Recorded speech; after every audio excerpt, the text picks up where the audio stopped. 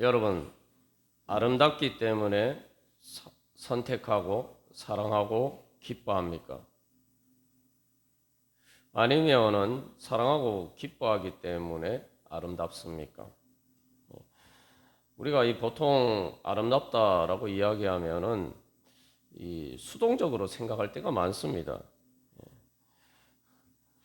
그래서 우리가 이 아름다운 것을 내가 선택하고 사랑하고 기뻐하지 어떻게 아름답지 않은 것을 사랑하고 기뻐하고 선택할 수 있느냐? 우리가 당연히 이렇게 생각하죠. 그러다 보니까 우리의 삶이 행복해지기가 어렵습니다. 왜냐하면은 아름다워야지 내가 기쁘고 그에 기뻐야지 내가 행복해지는데 대부분 아름답지 않기 때문입니다. 그러면은 우리가 이 사랑과 기쁨을 또 아름다움을 그렇게만 생각하면은 우리가 별로 행복해질 수 있는 가능성이 인생에서 별로 없습니다. 우리의 삶에서 아름다운 부분보다 아름답지 못한 부분들이 더 많기 때문입니다.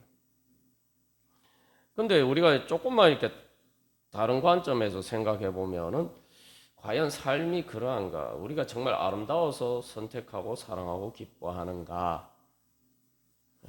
여러분, 우리가 뭐 몇 주간 계속 반복해서 나누었습니다만 어린아이가 태어났을 때에 그 어린아이가 잘생겨서 예뻐서 엄마 아빠가 그 아이를 사랑하고 기뻐합니까? 그리고 또 다른 관점에서 보면은 정말 누구나 멋진 사람이다. 정말 또 아름다운 사람이다. 정말 미인이다. 이렇게 생각하는 사람도 처음부터 미인이었습니까? 처음부터 잘생겼습니까? 갓 태어났을 때도 잘생기고 예뻤을까요? 아니면 엄마 뱃속에 태아로 있을 때에는 잘생기고 예뻤을까요? 이 초음파를 통해서 태아의 사진을 찍은 것을 보고 엄마 아빠는 너무 좋아하고 기뻐하죠. 근데 여러분 그 사진을 객관적으로 보면 거기에 찍힌 태아의 모습이 정말 아름답습니까? 그러면은 나이가 들어서 늙으면은 아름답지 않은 건가요? 그러면은 내가 저 사람이 예쁘고 멋있다고 생각해서 선택해서 그래서 사랑하고 기뻐해서 내가 결혼을 했어요. 근데 그 배우자가 나이가 들어서 젊었을 때처럼 예쁘지도 않고 또 멋지지도 않고 또 뭐 병들어서 또 아름답지 않으면은 그때는 뭐 사랑 안 하는 겁니까? 그때는 보기 싫어서 버립니까? 대부분 그렇게 하지는 않죠. 예술가들이 예술 작품을 창조할 때에 어떤 예를 들면 조각가가 그 조각을 할 때에 처음 선택한 재료가 정말 아름다운 모습을 가지고 있기 때문에 그 재료를 선택합니까? 아니죠. 우리의 삶에서 이렇게 가만 생각해 보면은 사람들이 아름다웠기 때문에 사랑하고 기뻐하고 선택한다 이렇게 생각하지만 사실은 또 많은 것들은 사람들이 사랑하고 기뻐하는 것들 중에 많은 것들은 아름다워서 선택하는 게 아니에요. 그 왜 선택할까요? 중요한 것은 사랑하고 기뻐하는 기 때문에 아름답게 보이는 겁니다. 아름다워서 사랑하고 기뻐한다. 우리가 흔히 이렇게 생각하지만 사실은 사랑하고 기뻐하기 때문에 아름답게 보이는 거예요. 그 예술가의 예를 들었습니다만 조각가가 어떤 재료를 선택했을 때에 그 작가에게는 귀한 것이죠. 그 작품이 완성되어서 귀한 게 아니에요. 우리가 사실은 이런 관점에서 보면은 내가 아름다워서 내가 사랑하고 기뻐하고 내가 그래서 행복할 수 있다 이렇게 생각하면 별로 행복할 이유가 없습니다. 그러나 반대로 내가 사랑하고 기뻐하기 때문에 아름답고 그렇기 때문에 그 아름다움을 창조할 수 있다 이렇게 생각하면은 우리에게는 소망이 있습니다. 우리에게는 기쁘고 행복할 수 있는 가능성이 열리는 거죠. 우리가 이제 8월 15일 또 이제 광복절을 앞두고 있습니다만, 뭐 오늘 준비 찬양 때도 우리가 나누었습니다만, 애국가에 보면은 화려강산이라고 해요. 무궁화 삼천리 화려강산. 근데 여러분, 그 애국가가 만들어졌을 당시에 뭐 우리나라 자연은 아름다웠을지 모릅니다. 사실 제가 이렇게 외국에서 다니면서 보니까 그 예전에 교과서에서 한국이 금수강산이다 이 말이 별로 잘 몰랐어요. 근데 외국에 가서 보니까 아 진짜 한국이 금수강산이구나를 실감하게 됐습니다. 이렇게 좁은 면적에 그만큼 이 아름다운 풍광이 있는 나라가 그렇게 많지 않습니다. 미국에서 보니까 뭐 가도 뭐 옥수수밭밖에 안 보여요. 차이가 없어요. 되게 단조로운데 우리는 참으로 말 그대로 금수강산 같습니다.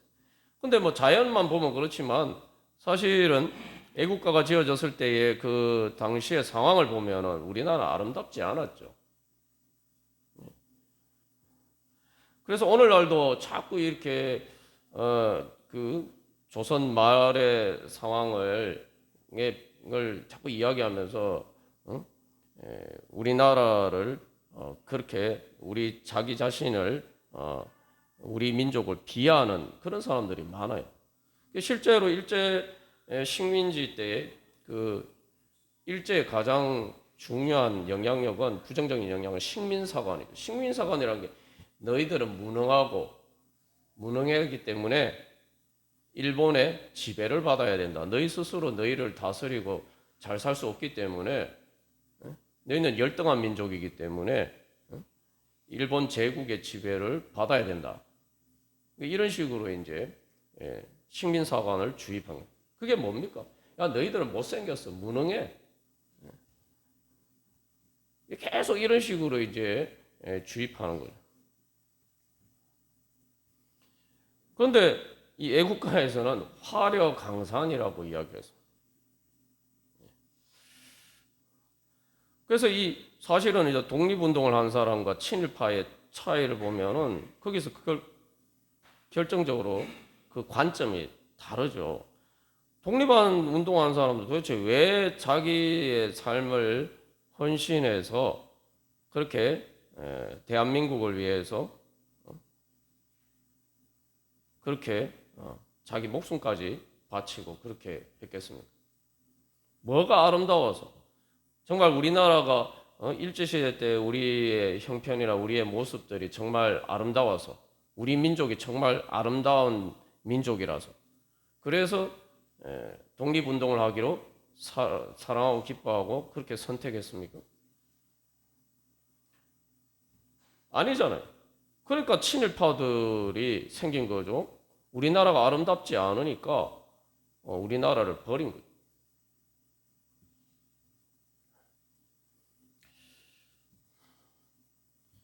만약 하나님께서 우리가 아름다워서 우리를 사랑하시고 기뻐하시고 선택하신다면 우리 중에 주님의 선택을 받을 사람이 누가 있겠습니까? 구원을 받을 사람이 누가 있겠습니까?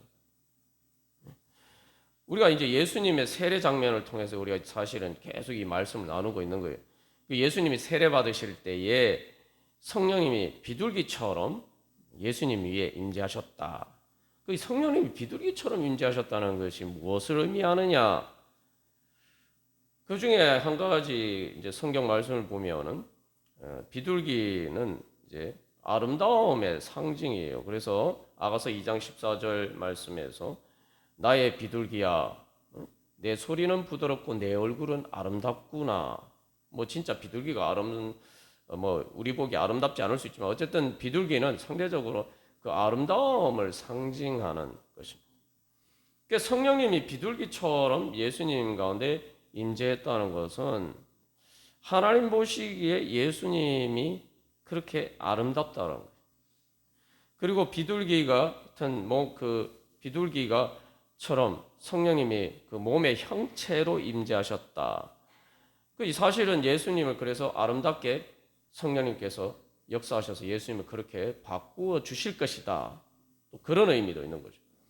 우리가 보면은 나사렛 예수님이 아름답습니까? 예수님이 아름다웠다면, 사람들 겉보기에 아름다웠다면 많은 사람들이 그렇게 예수님을 저버리지 않았겠죠. 더군다나 십자가에 달리신 예수님이 아름답습니까? 아름답지 않아요. 예수님의 십자가에 달리신 예수님 모습은 정말 그 추한 모습입니다. 그래서 이사야 52장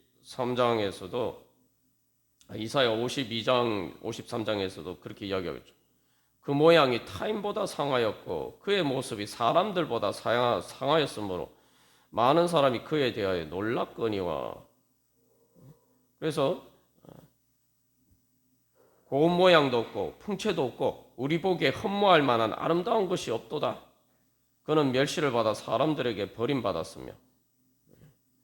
그래서 사람들이 예수님에게서 얼굴을 가리는 것 같이 멸시를 당하였다. 사람들이 그래서 기이 여기지 않았다. 예수님이 왜 그렇게 되셨습니까? 그게 우리 모습이기 때문에. 우리를 대신해서 예수님이 세례 받으시고 십자가에 달리셨죠. 우리의 추한 모습 때문에 예수님이 그렇게 되신 것입니다. 그러나 성령이 비둘기같이 임하시는 것을 예수님은 그런 예수님이지만 하나님이 정말 나의 비둘기야, 내 소리는 부드럽고 내 얼굴은 아름답구나 라고 말씀하시는 것처럼 하나님이 예수님을 그렇게 보시고 또 그것처럼 우리도 그렇게 봐주신다는 거예요. 그리고 그렇게 봐주실 뿐만 아니라 그래서 그 예수님이 십자가에서 정말 비참하게 죽으셨지만 정말 일그러진 모습으로 추한 모습으로 그렇게 인생을 마감하셨지만 그러나 예수님이 부활하게 하셔서 하늘과 땅의 모든 권세를 주시고 하나님의 영광으로 예수님을 높이셔서 아름답게 만들어 주셨단 말이죠. 그게 성령님의 역사예요. 그래서 예수님이 세례 받으신 성령 예수님께 그렇게 성령이 비둘기같이 임재하신 것처럼 이제 우리도 하나님께서 예수님을 보시듯이 우리를 아름답게 봐주실 뿐만 아니라 아름답게 보시기 때문에 우리를 아름답게 만들어 주신다는 겁니다. 아름답게 창조해 주신다는 겁니다. 이것이 바로 하나님의 께서 보시는 아름다움이에요. 우리가 아름다워서 하나님이 우리를 사랑하고 기뻐하시고 선택하신 게 아니라 하나님이 우리를 선택하셨기 때문에 하나님이 우리를 사랑하고 기뻐하시기 때문에 하나님이 우리를 아름답게 보시고 그래서 실제로 아름답게 만들어 주시는 것입니다. 그래서 우리가 지난주에도 나눈 것처럼 스바냐 말씀에서도 그러하고 이 신약 성경에서도 특별히 로마서 5장에서도 사도 바울이 증거하죠. 우리가 아직 죄인 되었을 때, 우리가 경건하지 않을 때에, 우리가 하나님과 원수 되었을 때에 하나님은 우리를 사랑하셔서 예수님의 생명까지 아끼지 않고 주셨다. 우리가 생각해 보면은 우리가 죄인이나 경건하지 않은 사람, 말 그대로 우리와 원수 같은 사람 보면은 여러분 어떻게 생각하십니까? 아름답게 보입니까? 보기도 싫죠. 솔직히 보기도 싫어요. 그런데 하나님은 그런 우리를 사랑하셔서 예수님의 생명까지 아끼지 않고 주셨단 말이에요.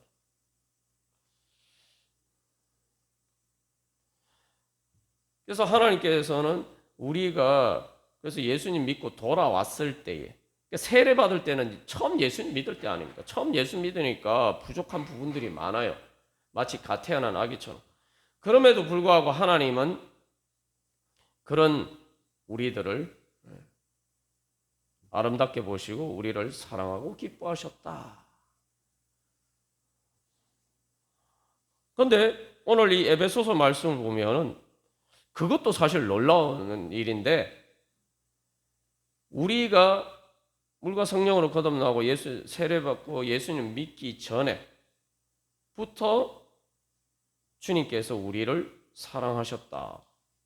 그래서 예수님을 통해서 에베소 1장 7절 말씀에 속량 곧 제사함을 받았던, 우리가 죄 가운데 있을 때에 주님께서 이미 우리를 사랑하셨고, 근데 더 놀라운 것은 오늘 에베소서 1장에서 하는 말씀은 우리가 죄인이든 뭐 의인이든 간에 우리가 존재하기 이전부터, 그래서 4절 말씀에서 창세전에 이미 우리를 선택하셨다. 그리고 우리를 기뻐하셨다. 그러니까 우리가 존재하기 전부터 우리를 기뻐하셨다. 그러니까 이게 우리가 아름다워서 주님께서 우리를 기뻐하시고 선택하신 게 아니죠. 우리가 존재도 안 하는데 우리가 뭐 아름답고 추하고 뭐 이런 걸 조건이 아예 없잖아요. 그래서 4절 말씀에서는 사랑 안에서라고 합니다. 사랑 안에서. 주님께서, 하나님께서 우리를 사랑하시기 때문에 우리를 기뻐하시고, 또 우리를 사랑하고 기뻐하시기 때문에 우리를 아름답게 보시는 것입니다. 그러면 그 아름다움이 도대체 어디 있느냐? 주면 그러면 뭐 하나님이 허상을 보고 말씀하시는 거냐? 우리가 이렇게 생각할 수 있어요.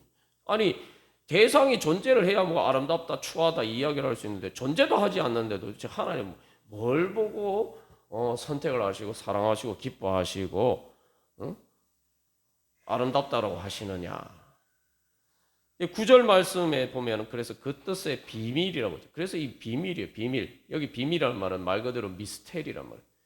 그 영어의 미스테리라는 말이 그 헬라어에서 나온 말이에요. 이 여기 지금 9절 말씀의 비밀이라는 게 미스테리예요. 이게 진짜 미스테리한 일이죠. 도대체 그 아름다움이 어디 있냐?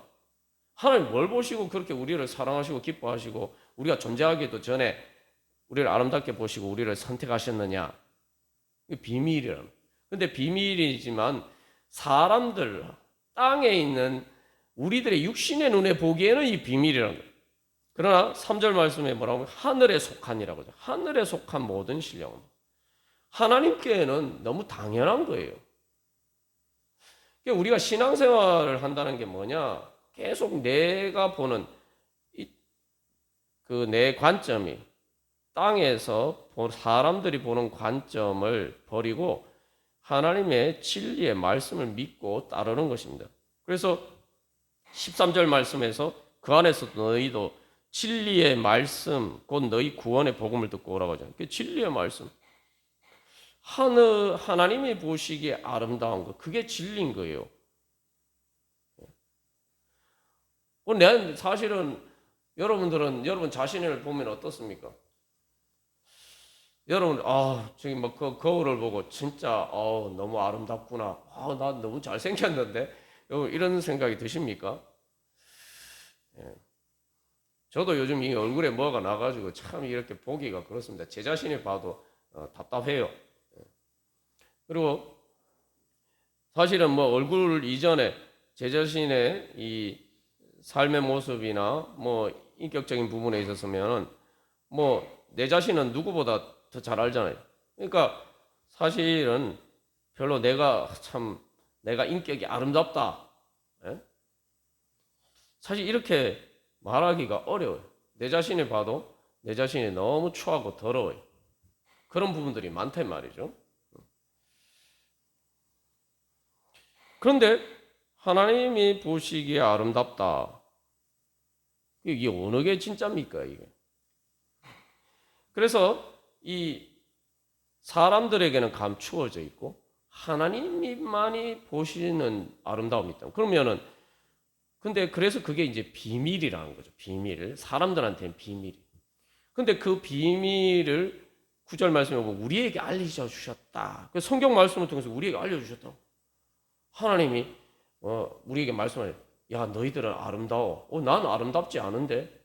여기서 문제는 뭐냐면 내 자신을 보기엔 내가 아름답지 않으니까 우리가 아름다워서 사랑하고 기뻐한다고 이렇게 생각하니까 내가 아름답지 않으니까 내 자신도 나를 사랑 못하는 거예요. 내 자신이 기쁘지 않은 거예요. 그러니까 행복하지 않은 거예요. 뭐 다른 사람이 날 어떻게 보는가는 둘째치고 내 자신이 행복하지 않은 거예요. 그러니까 사람들이 자꾸 성형을 하고 성형도 해보고 그래서 이 얼굴이 좀 이렇게 좀 더 예뻐 보니까 나이가 들어도 이제 별로 주름이 없도록 해보려고 막 노력을 하고 하잖아요. 그래도 사실 이렇게 만족이 잘 안 되죠. 그러니까 행복하지 않아요. 그래서 사실 행복하려면은 제일 먼저 내 자신이 아름답게 보이고 내 자신이 기쁘고 내 자신이 사랑스러워야 돼요. 뭐 다른 사람을 사랑하고 기뻐하는 건 둘째치고 가장 가까이 있는 가장 내가 제일 잘하고 제일 잘 볼 수 있는 내 자신이 벌써 아름답지 않기 때문에 기쁘고 행복하지 않다 이 말이죠. 그러니까 또 어떻게 해요? 내 자신이 사랑받을 만한 사람이다 이런 생각도 잘 안 든다 이 말이죠. 행복하지 않은 거예요. 근데 오늘 이 비밀을 이야기하는데 하나님의 비밀은 하나님 보시기에 우리가 하나님이 사랑하고 기뻐하시고 선택하실 만한 아름다운 존재라는 거예요. 그러면 도대체 이 아름다움이 어디 있느냐 이거예요. 그죠? 나한테도 없고 없는데 도대체 그 아름다움도 하나님 뭘 보시고 아름답다고 말씀하시느냐는 거죠. 여기서 아름다움은 그 대상에 없고 대상이 존재도 하지 않으니까 거기에 없는 거죠. 어디 있습니까? 그것은 사랑하는 사람 안에 있는 것입니다. 그러니까 사랑하지 않는 사람에게는 다 감추어져 있는 비밀인 거예요. 여러분 그 앞에서 갓 태어난 가난아기 예를 들었지만 사실 그 갓 태어난 가난아기를 보면은 여러분 어떻습니까? 정말 사랑스럽습니까? 뭐 잘 아는 사람도 그렇지만 일반적인 객관적인 관점에서 보면은 이제 그렇지 않지만 그러나 우리 자신이 보면은 부모가 보면은 정말 사랑스럽죠. 그게 부모만 가진 비밀인 거예요. 거기서 아름다움은 그 아이에게 있는 게 아니라 부모의 마음 안에 있는 그 자식을 사랑하고 기뻐하는 그 마음 가운데 그 아름다움이 있는 것입니다. 그런데 이것은 단순히 하나님이 보시는 아름다움은 단순히 마음에만 있는 게 아니에요. 그러면 이게 뭐 허상이 될 수도 있죠. 환상이나 망상에 그칠 수도 있는 거예요. 헛된 꿈이 될 수도 있는 거죠. 하나님이 마음속에 있는 아름다움은 단순히 하나님의 마음일 뿐만 아니라 실체입니다. 내 자신의 추한 모습보다 더 분명한 실체예요. 그게 왜 그럴까요? 자, 그래서 이 보면은 4절 말씀에 보면은 하나님이 우리를 택하셔서 우리로 사랑 안에서 그 앞에 거룩하고 흠이 없게 하시려고 이걸 다른 말로 하면 거룩하고 흠이 없다. 이게 아름다운 거죠. 우리를 아름답게 하시려고 하나님이 우리를 선택하셨다. 우리가 아름다워서 선택한 줄 알았는데 우리를 아름답게 하시려고 선택하셨다. 이 아름다움의 도대체 정체가 뭐냐는 거죠. 그래서 이 하나님께서는 아름답게 창조하시는 목적을 가지고 계십니다. 그래서 선택하셨고 예정하셨고 그래서 9절 말씀은 경륜이란 말이에요. 경륜. 이게 경륜이라는 게 뭐냐면 요즘 우리가 흔히 경제를 이코노미라고 얘기하는데 영어로 그 말이 경륜이라는 말에서 나왔어요. 이게 어떤 모든 살림살이를 이야기해요. 살림살이 할 때 어떻게 하면 살림을 살려면은 계획을 해야 돼요. 구체적인 계획을 세워야 돼요. 그래서 이게 경제라는 말이 여기서 나온 거예요. 그래서 이게 이제 살림살이 할 때 계획하는 것처럼 이 계획한다는 거예요. 그래서 11절에 하나님이 우리를 아름답게 창조하시기로 결정하시고 계획하시고 그리고 실제로 그 계획을 따라서 우리 일을 하신다는 거예요. 구체적인 청사진이 있어요. 그래서 우리가 이제 어떤 건물을 지을 때도 보면은 그 설계도만 만드는 게 아닙니다. 설계도만 만들 뿐만 모형도 만들어요. 그 모형을 왜 만들까요? 모형을 통해 가지고 이제 그 실제 이제 모습이 어떨지를 이제 그걸 여러 가지 이제 시뮬레이션을 하는 거죠. 그래서 이제 그것처럼 하나님 안에 우리를 어떻게 아름답게 창조하실지 하나님의 설계도가 있고 하나님의 청사진이 있고 그 모형이 하나님 안에 이미 있다는 거예요. 그러니까 우리가 그걸 봐야 된다는 거예요. 그걸 봐야 돼. 내 미래를 알려면 그걸 봐야 된다는 거예요. 그걸 보고 이제 나도 계획을 세워서 내 살림살이를 꾸려가야 되는 거예요. 내 인생을 꾸려가야 되는 거예요. 그러면 하나님이 보시는 우리에 대한 아름다움이라는 건 바로 그런 거예요.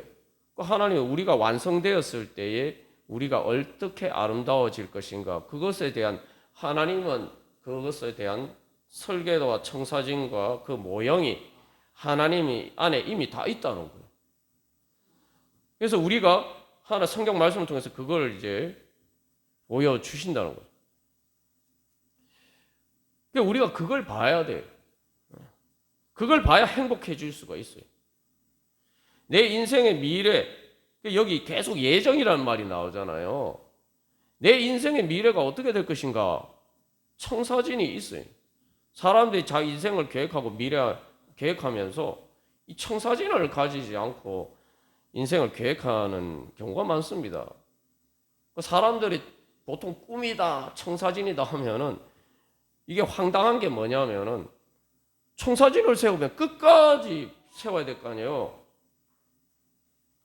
청사진, 설계도, 모형 이거 왜 합니까?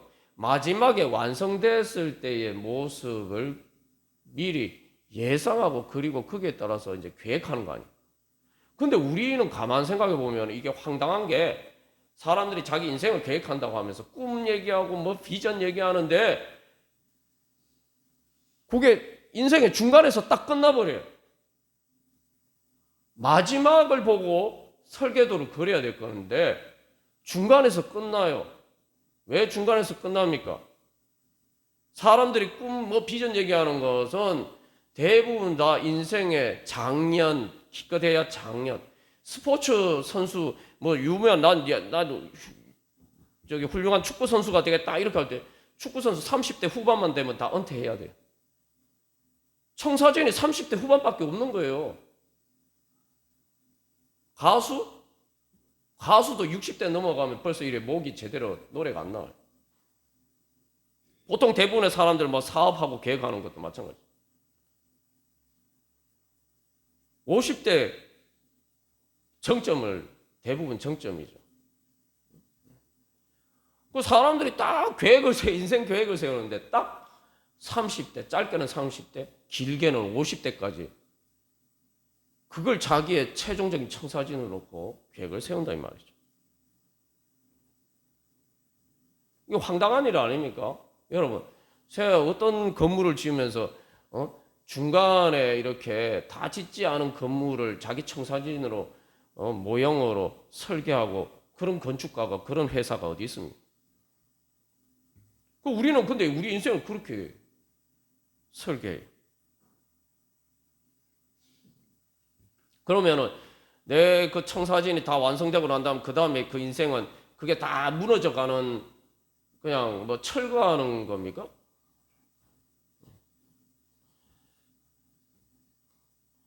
하나님께서는 종말에 대해서 이야기를 하는 거예요. 종말.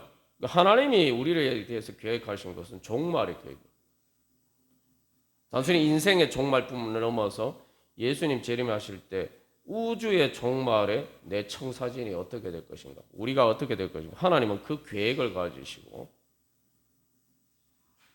우리를 가운데서 오늘도 성령님을 통해서 우리 가운데 역사하신다는 거예요. 그러니까 사실 이게 이제 우리가 잘 모르는 거예요. 이게 비밀이라고 해요. 비밀. 진짜 비밀이죠.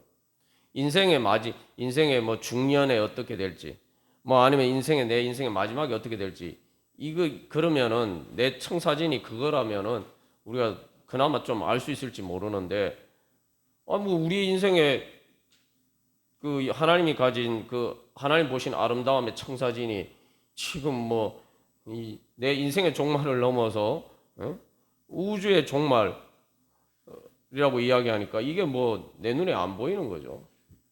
그러니까 되게 비현실적으로 느껴져. 그러니까 비밀이죠. 그러나 그 비밀을 아는 사람은 뭐라고 이야기하냐면 오늘 말씀에서 전부터 바라던 그의 영광 12절 말씀에 우리가 그리스도 안에서 전부터 바라던 그의 영광, 우리가 소망하는 그의 영광. 그러나 그 비밀을 아는 사람은 하나님께서 우리에게 주실 그 아름다운 영광의 모습이 어떤 것인지를 바라고 소망한다는, 그것을 믿고 바라고 소망한다. 인생이 달라지는 거예요. 우리가 왜 행복하지 않느냐? 예수님 믿으면서도 왜 행복하지 않느냐? 하나님 우리 아름답게 보신다는데 왜 행복하지 않느냐? 하나님 아름답게 보신다는 건 아름다움을 보면 행복하고 기쁘잖아요. 근데 왜 우리는 그렇지 않느냐? 우리는 하나님 보시는 것을 믿지 않고 그것을 보지 않기 때문에, 하나님이 내 자신에 대해서 그렇게 보시는 것을 믿지 않고 보지 않기 때문에, 여기에 근본적인 우리들의 문제가 있는 것입니다. 여기서 우리가 그래서 이 한 가지 중요한 해답을 얻어야 됩니다. 앞에서 아름답기 때문에 사랑하고 기뻐하고 선택하는 것이 아니라 아름답지 않은데도 선택하고 사랑하고 기뻐하는 여러 가지 구체적인 예들을 우리가 들었죠. 그 예들을 보면 왜 그렇게 그것을 선택하고 사랑하고 기뻐할까요? 아름답지도 않은데. 우리나라가 아름답지도 않은데 왜 화려강산이라고 이야기합니까? 이유가 뭘까요? 오늘 이 에베소서 1장 말씀에 그 해답이 있어요. 그 이유에 대한 대답이 있습니다. 하나님 뭐라고 말씀하시냐면은 여기 기업이라는 말이 나와요. 그래서 하나님께서 11절 말씀에 보면은 우리가 예정을 입어 그 안에서 기업이 되었다. 이 기업이 되었다 이렇게 표현하니까 이게 잘 우리에게 좀 현실감 있게 안 다가옵니다. 근데 이 기업이란 말은 한마디로 말하면 몫이라는 말이에요. 몫이. 이 원문의 의미는 몫이는 그냥 뭐냐면 하나님이 우리를 자기 몫으로 선택하셨다는 거예요. 하나님이 그래서 너는 내 것이라 그 말씀도 있는 것처럼 또 거기에 대한 찬양도 많죠. 그것처럼 하나님이 쉽게 말하면 우리를 자기 몫으로 선택하셨단 말이에요. 여러 가지가 있는데 이것도 선택할 수 있고 저것도 선택할 수가 있는데 하나님은 특별히 우리를 딱 선택하셔서 야 이게 제일 좋네. 이거 내 거야. 이런 식으로 하나님 우리를 선택하셨다는 거예요. 여러분 물건 살 때에 뭘 선택합니까? 여러분 같은 돈이 있을 때 기왕이면 좋은 거 훨씬 더 좋은 품질을 선택하잖아요. 그것처럼 하나님이 우리를 특별히 그렇게 선택하셨다는 거예요. 자기 몫으로. 야 이거 이거 내 거 하고 싶어. 사랑하는 것도 그런 거죠. 야 나 저 사람 사랑해. 나 저 사람 저 사람하고 연애하고 싶어, 결혼하고 싶어 이런 것도 그래. 그러니까 하나님 그렇게 하나님의 것으로 선택하셨다는 거예요. 하나님의 것으로. 왜 갓난아기를 엄마 아빠는 그렇게 세상에서 제일 사랑하고 기뻐할까요? 내 자식이니까. 여기서 하나님이 우리를 하나님의 기업으로 선택하셨다는 거예요. 그래서 하나님 우리를 그리스도 안에서 하나님의 아들들로 하나님의 자녀로 선택하셨다는 거예요. 이 5절 말씀 자기의 아들들이라고 되어 있는데 이게 이제 원문은 입양이라는 거예요. 입양하듯이 그래서 하나님 우리를 선택하셔서 하나님의 자녀로 일부러 선택하셨다. 너 내 자식 하자. 선택하셨다. 하나님이 자기 것으로 선택하셨다. 선택이라는 게는 어떤 게 포함되어 있습니까? 다른 것을 선택할 수 있지만 특별히 그것을 제일 좋다고 생각해서 내가 선택하는 거예요. 하나님 그렇게 우리를 선택하셨다는 거예요. 우리는 하나님의 그런 선택을 받은 사람. 나는 모르지만 도대체 내가 하나님 뭘 보시고 나를 그렇게 선택하시는지 몰라요. 그러나 하나님 보시기에는 하나님이 선택하셨어요. 하나님이 기뻐하시고 하나님 그만큼 날 아름답게 보신다는 거예요. 그래서 하나님 우리를 그렇게 선택하시고 이제 우리를 아름답게 실제로 창조해 가시고 하나님의 그 청사진을 따라서. 어린아이가 가태하는 가난하니까 정말 무능하고 아무것도 할 줄 모르지만 그러나 부모가 그 아이를 애지중지 그렇게 키워서 아름답게 양육을 하죠. 그것이 바로 창조의 역사고 사실 우리의 삶은 바로 그러한 하나님의 창조의 역사를 통해서 우리가 오늘도 성장하고 또 자라고 또 그렇게 우리가 살아가고 있습니다. 여러분, 이 예전에 그래서 이제 식민사관을 통해서 계속 한민족은 열등하니까 쉽게 말하면 열등하다는 게 못난 사람들이니까 너희들은 일본의 식민지로 살아야 돼. 일본의 지배를 받아야지만 잘 살 수 있어. 뭐 이렇게 너희들이 독립해서 사는 것보다 일본 식민지로 사는 게 더 잘 살까? 자꾸 이런 식으로 이제 세뇌를 시켜. 너희들은 못난 사람이야. 너희들은 못난 사람이야. 자꾸 이런 식으로 주입을 했단 말이죠. 그래서 이 얼마 전에도 이 아베가 우리나라에게 또 복수하기 위해서 보복한다고 수출 그 삼성 반도체의 그런 재료가 되는 그 반도체 만드는 중요한 그런 것들을 수출을 못하게 만든 거죠. 그랬을 때 또 많은 사람들이 그렇게 야 우리가 아직도 실력도 안 되는데 일본한테 대들어서 되겠어? 우리 수준이 아직 일본만큼 되지도 않는데 겁도 없이 일본한테 대드냐? 이거 실제로 그렇게 말하고 있는 사람들이 많았어요. 근데 여러분 어떻게 됐습니까? 문제가 있었습니까? 지금 현실로 보면은 우리나라가 지금 여러분 일본보다 1인당 국민소득이 일본을 벌써 앞질렀어요. 이 앞지른 게 벌써 한두 해가 아닙니다.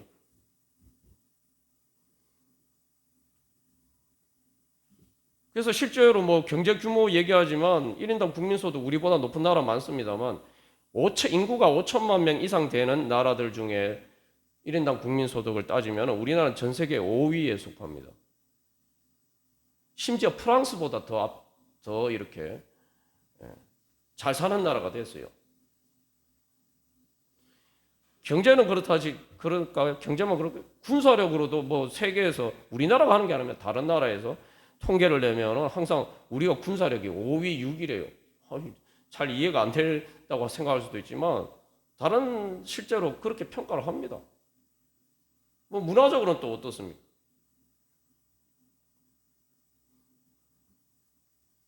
말 그대로 사실은 우리가 50년대, 60년대만 해도 50년대만 해도 전 세계에서 제일 못 사는 나라 중에 하나였어요. 60년대만 해도 우리가 북한보다 1인당 국민소득이 낮았어요. 쉽게 북한보다 더 못 살았어요.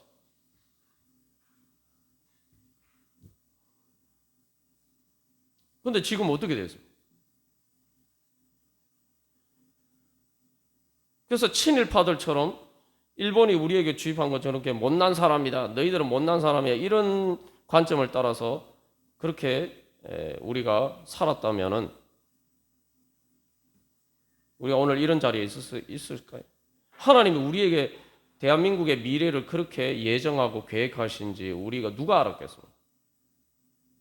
우리가 일제 식민지에 있을 때에 우리나라가 대한민국이 독립해서 세계에서 그런 나라가 될 것이다.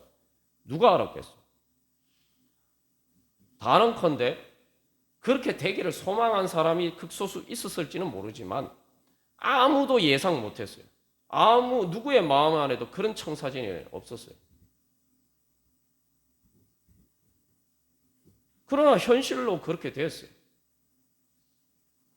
우리가 이런 역사적인 현실을 통해서 그러면은 하나님이 우리 가운데 역사하신다면 성령을 통해서 내 안에 역사하신다면 나는 어떻게 될 것인가? 그래서 1장 14절의 말씀에서 우리 기업의 보증이 돼서 하나님이 보증하신다잖아요.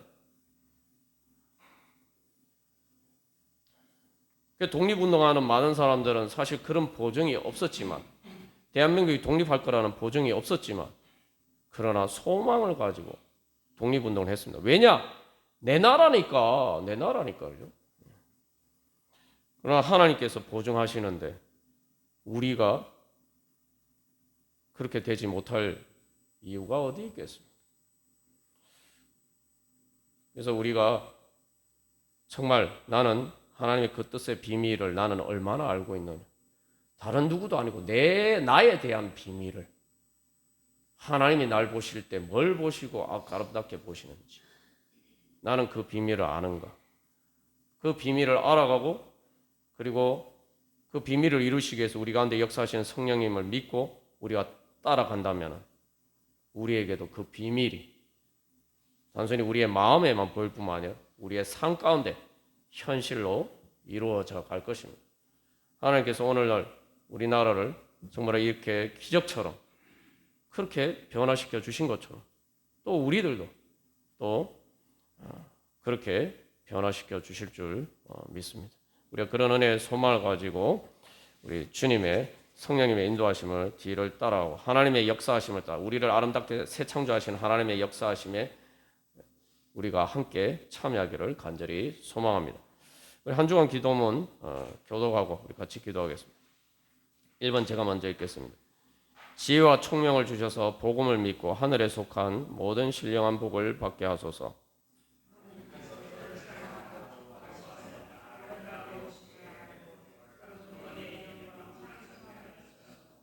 하나님께서 예정하신 대로 예수님처럼 아름답게 성화되게 하소서.